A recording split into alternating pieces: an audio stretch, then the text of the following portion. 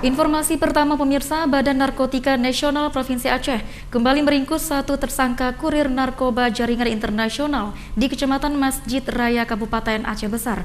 Bersama tersangka, petugas juga menyita 30 kg sabu. Tersangka kurir sabu-sabu dengan berat mencapai 30 kg berinisial M, 39 tahun, warga Manasah Arun, Kecamatan Muara Batu, Kabupaten Aceh Utara, berhasil diamankan petugas BNNP Aceh.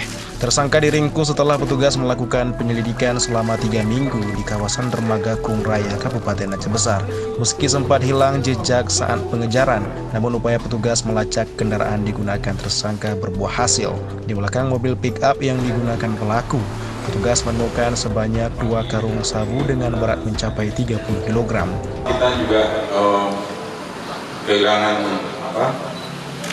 pembetulan kehilangan jejak ya. Tapi identitas kendaraan sudah kita akui, kemudian kita ketahui. Akhirnya kita lakukan mengadakan ataupun pencegahan terhadap kendaraan tersebut setelah dikawal atau diikuti dari anggota. Setelah dilakukan penghadangan, ternyata